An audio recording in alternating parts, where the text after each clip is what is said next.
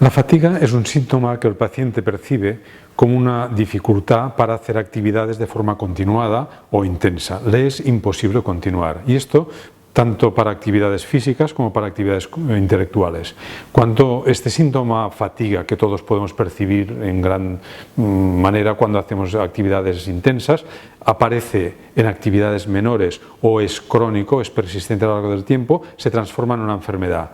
El síndrome de fatiga crónica es esta enfermedad que está basada en la presencia de fatiga persistente a lo largo del tiempo y que provoca en el paciente que no pueda hacer ni la mitad de actividades que hacía antes. El paciente que llega a tener síndrome de fatiga crónica antes ya tenía factores de predisposición. Se han descrito factores genéticos que hacen que aquella persona y no otra desarrolle la enfermedad. Muchos de estos factores se expresan con otros casos en la familia.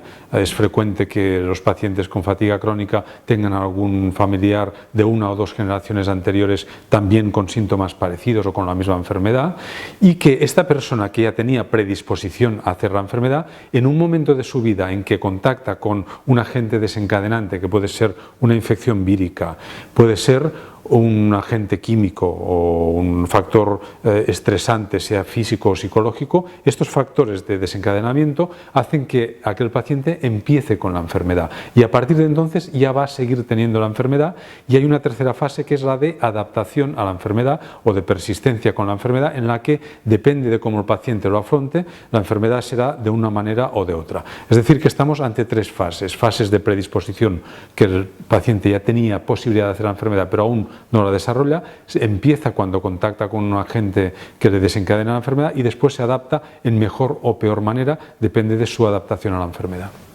Es muy curioso que esta enfermedad afecta a todo el mundo y de una forma bastante homogénea, indistintamente del lugar geográfico o de la raza. Por ejemplo, tanto es que lo estudiemos en Europa como en Asia o en América, esta enfermedad afecta a la población general a 1 de cada 200 personas. Por lo tanto, es esperable que en todas partes del mundo haya una incidencia, un grado de afectación similar.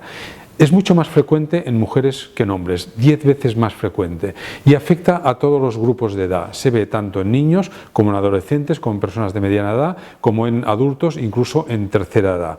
Sí que es más frecuente en el contexto de 20 a 40 años, que es cuando empieza la enfermedad y es más visible la aparición de los síntomas. El síndrome de fatiga crónica se diagnostica con aplicación de criterios clínicos. Quiere decir que se basa en los síntomas y signos que el paciente describe. Es muy curioso que no tenemos marcadores, es decir, no hay ninguna prueba, ni analítica, ni pruebas de imagen, ni pruebas genéticas o pruebas complejas que nos den el diagnóstico de la enfermedad, sino que se aplica unos criterios consensuados por la Organización Mundial de la Salud, en la que a través de los síntomas y signos se establece un criterio diagnóstico que por otra parte es muy fiable.